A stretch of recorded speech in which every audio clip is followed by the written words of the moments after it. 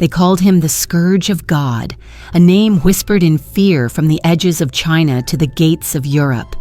To his enemies, he was a monster, a storm that left only ashes. But to his people, he was something else entirely. A savior, a unifier, a man who turned scattered tribes into an empire that reshaped the world.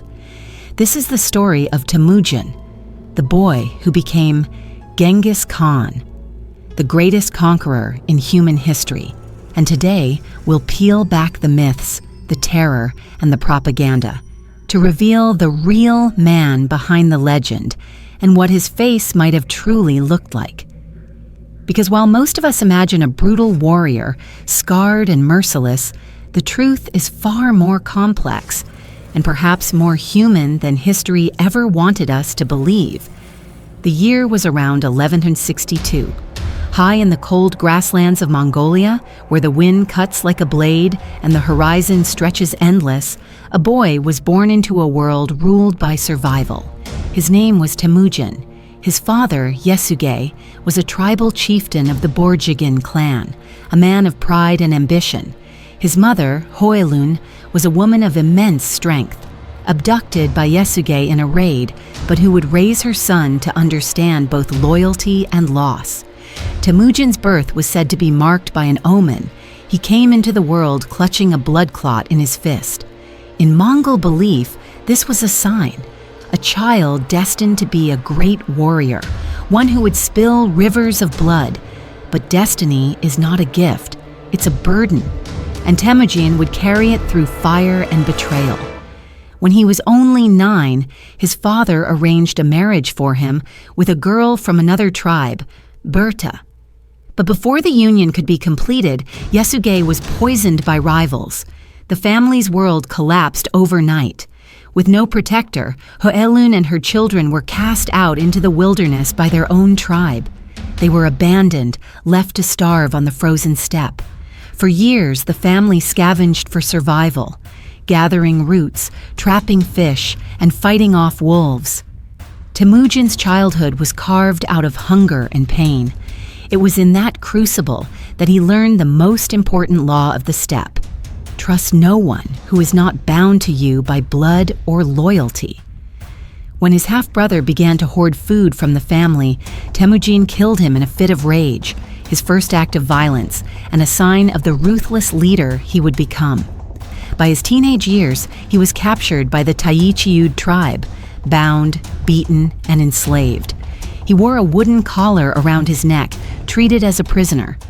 But one night, under the glow of a cold moon, he escaped, aided by a single guard who took pity on him. Temujin would never forget that act of mercy. It would shape his philosophy of leadership, reward loyalty above all, even from the humblest of men. Slowly, he began to rebuild his power. He reunited with Berta, his childhood betrothed, and together they forged an alliance that would last for life. But their story, too, was marked by tragedy. Berta was kidnapped by an enemy tribe, and Temujin fought desperately to get her back. He succeeded, leading his first small army into battle and rescuing her.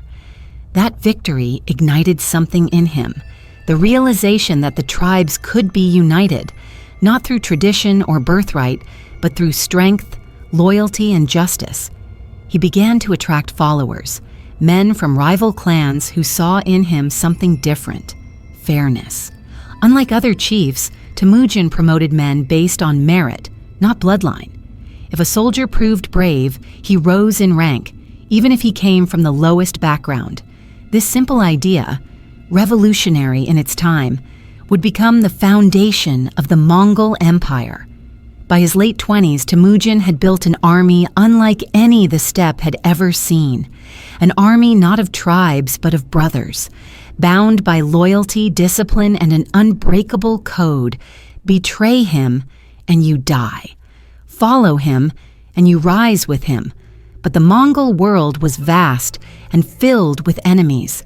To unite it, Temujin would have to face not only rival Khans, but the very traditions of the steppe itself. And soon, The wind that carried his name would no longer belong to Mongolia. It would sweep across continents. The boy, abandoned to the wilderness, was about to become the storm that would shape empires. By the time Temujin reached his early 30s, the boy who once begged for scraps on the frozen steppe had become something far more dangerous, a man with a vision that stretched beyond the horizon. The Mongol tribes had been divided for centuries. Endless blood feuds, rival khans, and betrayal had reduced their people to wandering chaos. Temujin saw what no one else did, that this chaos was not destiny. It was opportunity. He began to do what no Mongol had dared before: unite the tribes not through bloodlines or temporary alliances, but through loyalty to a single leader, himself. But unity, like empire, comes at a price. Temujin moved with both mercy and terror, two weapons sharper than any sword. To those who joined him, he offered protection, wealth, and brotherhood. To those who opposed him, he offered annihilation. He began his campaign by turning against the Tatars, the tribe who had once poisoned his father. He struck swiftly, no warning, no mercy. Men, women, and children, all were executed. The revenge was total. But this was more than vengeance. It was a message. On the steppe, news travels faster than wind. Every tribe now knew that Temujin was not just another ambitious warlord. He was something new, a man sent by the eternal blue sky to rule them all.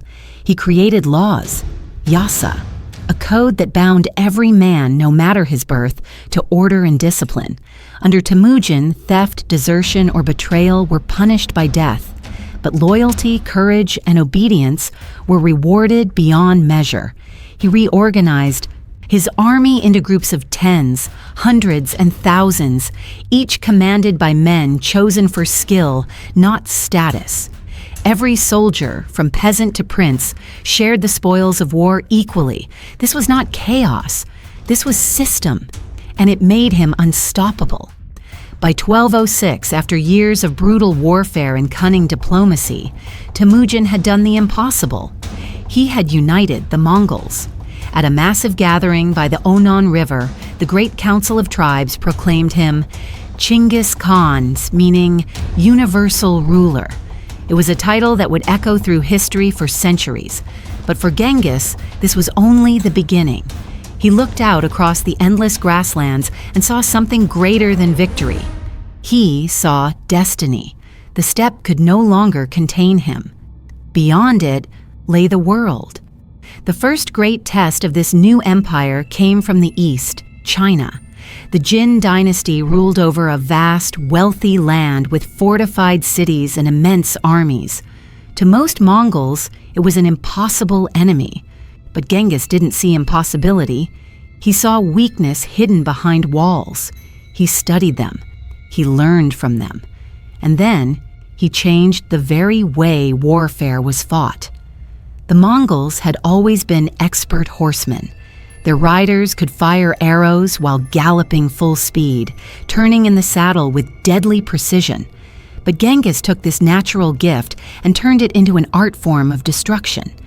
He organized cavalry into flexible units capable of striking fast, vanishing into the steppe, and returning before the enemy could react. He turned deception into strategy. Feigned retreats, psychological warfare, and the use of spies within enemy cities. In 1211, the Mongol horde thundered down into northern China like a storm from the heavens. They moved silently and swiftly, the ground trembling beneath thousands of hooves. Entire fortresses fell before they could even light their signal fires. When the Jin emperor refused to surrender, Genghis's response was simple. He burned his cities to the ground and salted the earth. But he was not only a destroyer. Behind the brutality, there was reason, a terrifying logic. He wanted obedience, not extinction. In his mind, those who resisted deserved death. Those who submitted deserved prosperity. His empire ran on a strange but effective morality. Kill the defiant, reward the loyal, and let no one forget which side they stood on. As his conquests grew, so did his legend. From the mountains of western China to the deserts of Turkestan, cities fell and kingdoms vanished. Every tribe, every ruler who heard the sound of Mongol horses knew that resistance meant doom. And yet, wherever his armies went, Genghis enforced order. He abolished torture, outlawed kidnapping, and granted religious freedom across his empire. To the conquered, he often seemed a paradox, a man who could slaughter a city one day and allow its priests to worship freely the next. His methods were brutal, but his vision was vast: to build a world united under one law, one empire, one ruler. But even as his armies conquered, Genghis Khan himself remained a man of the steppe, sleeping in felt tents, drinking fermented mare's milk, and dressing in plain leather armor. He saw himself not as a king, but as a servant of the eternal sky, a man chosen to bring order to chaos. By 1215, he had taken Beijing. The Mongol flag now flew over the heart of China, but Genghis's ambition didn't stop there. To the west lay new lands: Persia, the Islamic world, and the rich trade routes of the Silk Road. And when those who ruled them dared to insult him, he unleashed a wrath that would echo through time. In 1218, Genghis Khan turned his eyes westward.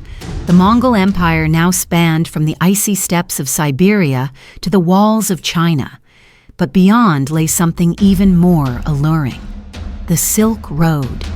It was the lifeline of the ancient world, connecting China's silk and porcelain with Persia's gold, India's spices, and Europe's treasures. And controlling it meant controlling the world's wealth. To Genghis, this wasn't merely about conquest. It was about connection, trade, communication, order, all under one sky. So when he sent a caravan of merchants west to open relations with the Khwarezmian Empire, a vast Muslim realm ruled by Shah Ala ad-Din Muhammad, it was meant as a gesture of peace. But peace, as Genghis knew too well, depends on trust. And the Shah was not a man who trusted easily. When the caravan reached the border city of Otrar, its governor accused the Mongols of being spies. The merchants were seized, tortured, and executed, their goods stolen. When Genghis learned of this, he was furious, but he did not rush to war. He sent 3 envoys to the Shah with a message of diplomacy: punish the governor, and peace would remain. Instead, the Shah beheaded one of the envoys and humiliated the others. To a Mongol, that was unforgivable. Envoys were sacred. To kill one was to spit in the face of heaven itself. Genghis Khan swore vengeance, not in anger, but with cold, deliberate calculation. If the heavens themselves turn against me, he said, I will destroy them too. In 1219, he unleashed his fury. The Mongol army, more than 200,000 strong, surged westward across the desert like a tide of thunder. Each soldier carried his own bow, armor, and horse. They traveled faster than any army in history. An unstoppable wave of precision and discipline. City after city fell before the Mongol war machine. The Khwarezmian armies were crushed with terrifying efficiency. Genghis employed a blend of intelligence and terror, using captured prisoners as human shields, spreading false rumors to confuse the enemy, and sending spies ahead to sow fear. Otrar, the city that had murdered his merchants, was besieged for 5 months. When it fell, its governor was executed by having molten silver poured into his eyes and ears, a poetic form of justice for blinding Genghis's trust. Bukhara followed. When Genghis entered the city's great mosque, he looked around at the trembling nobles and said, "If you had not committed great sins, God would not have sent a punishment like me upon you." His armies burned cities, slaughtered soldiers, and broke the back of the Khwarezmian Empire. The Shah himself fled into the mountains, pursued relentlessly until his death. Within 2 years, a kingdom that had once stretched across Central Asia no longer existed. But behind the smoke and the horror, there was order. Mongol order. Once conquered, cities were rebuilt and trade routes reopened. The Pax Mongolica, the Mongol peace, began to take shape. For the first time in centuries, merchants could travel from the Yellow Sea to the Mediterranean without fear. Silk, spices, art, and ideas flowed freely. Under Genghis Khan's rule, the world was becoming smaller, not through peace treaties, but through power. He had become something greater than a conqueror. He had become the architect of globalization. Yet the man himself remained shrouded in paradox. He could be ruthless and compassionate in the same breath. When cities resisted, he destroyed them completely. But when they surrendered, he offered protection and religious freedom. Muslims, Buddhists, Christians, and even pagans were allowed to worship freely under his law. He abolished torture and forbade the sale of women into slavery within his realm. His commanders were men from every background: Mongol, Chinese, Turkic, Persian. He understood something that few rulers did. The world was bigger than one people, one language, one faith. And so, as the Mongol banners spread across Central Asia, Genghis's reputation grew, not only as a destroyer, but as a ruler of vision. To his followers, he was no longer merely a Khan, he was the will of heaven made flesh. To his enemies, he was the wrath of God. By 1221, the empire stretched farther than anyone could have imagined. From the edges of Korea to the Caspian Sea, his name struck both awe and terror. Cities surrendered at the mere rumor of his approach. Entire kingdoms bent the knee before the sight of his scouts on the horizon. But for Genghis, power was never enough. He believed the eternal blue sky had chosen him to bring unity to the world, and that his work was far from finished. He turned again toward China, toward the Western Xia and the Jin dynasties that had defied him before. Old alliances would shatter, and even those who once swore loyalty to him would face his wrath. The conqueror had become a god in the eyes of men, but even gods have shadows. By the early 1220s, the world had changed forever. From the shores of the Pacific Ocean to the Caspian Sea, the banners of Genghis Khan fluttered beneath the eternal blue sky. He had accomplished in 20 years what no empire before or since had matched. A dominion that spanned thousands of miles, bound not by faith or race, but by one man's will. But the greater his empire grew, the heavier his burden became. Even Genghis, the man who seemed to defy the gods, was not beyond their reach. He was approaching 60, old for a warrior king, and his body bore the weight of endless campaigns. His leg, once strong enough to gallop across battlefields, ached with old wounds. His eyes, once sharp as the steppe eagle's, had grown weary, yet his ambition burned as fiercely as ever. He could not rest, not yet. The Western Xia dynasty in northern China had once bowed to him in submission. Now they had rebelled, refusing to send troops for his campaigns in Central Asia. To Genghis, this was not just disobedience, it was betrayal. And betrayal was the one crime he would never forgive. In 1226, he rode south once more. Through deserts, mountains, and river valleys, the Mongol army descended upon Xia territory with apocalyptic force. City after city fell in flames. Genghis showed no mercy, declaring, "Let their name be erased from memory." Even as illness and pain gnawed at him, he led from the front, never asking of his men what he would not endure himself. And yet beneath the iron mask of the conqueror, there was still a man. He was said to have loved his horsemen as brothers, and after battle would sit among them, drinking fermented milk, listening to songs of the steppe, and telling stories of the days before empire. He spoke of his mother, of Berti, of the long nights in the cold when he had nothing but the stars. Sometimes, in those quiet moments, the great Khan looked less like a god and more like the shepherd boy he once was. But destiny, like the steppe wind, cannot be stopped. In the summer of 1227, during the final siege of the Western Xia capital, Genghis Khan was thrown from his horse in battle. The wound became infected. Some sources say he fell ill from the heat. Others whisper that he was struck by an arrow. No one knows for certain, because the truth of his death was one of history's greatest secrets. He called his generals to him for the last time. His face, once fierce and commanding, was pale and calm. He told them to continue his conquests, to show mercy to the loyal, and to destroy the rebels to the last man. Then he gave one final order, that his death be kept secret until the campaign was finished. When the city of Ningxia fell, the Western Xia were annihilated, their people, their cities, their history, wiped from existence.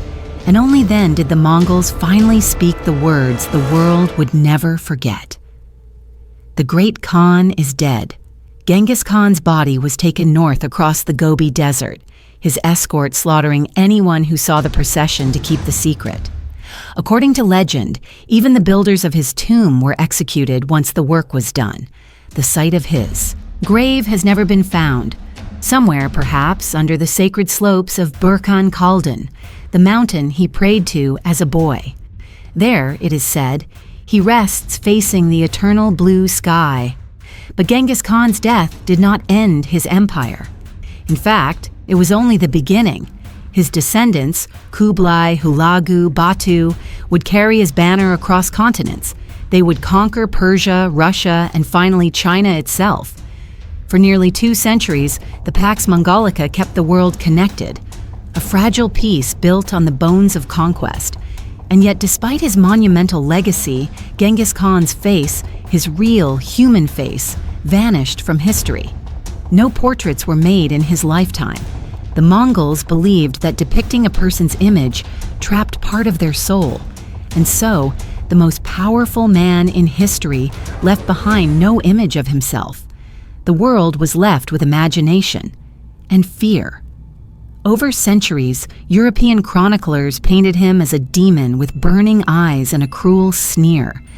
Chinese scrolls depicted him as an austere ruler. Persian historians described him as tall, broad-shouldered, with a long beard and eyes bright like lightning. But perhaps the most reliable clues come not from artists, but from genetics and anthropology. The Mongols were a mix of East Asian and Central Asian features: strong cheekbones, tanned skin from the steppe sun, deep-set eyes shaped by the endless winds. He would not have looked monstrous or foreign. He would have looked like his people. Recent scientific reconstructions, using the DNA of his descendants and skeletal remains from the 13th century Mongol elite, suggest a man with sharp eyes, a straight nose, and weathered skin, not cruel but commanding. A face carved by sun, wind, and willpower, a face that could inspire both fear and devotion. Perhaps that is the real face of Genghis Khan. Not a demon or god, but a man forged by survival, a boy who lost everything and built an empire from nothing, a leader who united the steppe with vision and violence, a conqueror who burned the world to build a new one. In life, he conquered half the known world. In death, he conquered time itself. And though his grave remains hidden, his shadow still stretches across history, in trade routes, in nations, in bloodlines. Every horse that runs across the Mongolian plains still carries his memory. Every whisper of wind across the steppe still speaks his name, Genghis Khan, the man who turned the wild into an empire and the empire into eternity.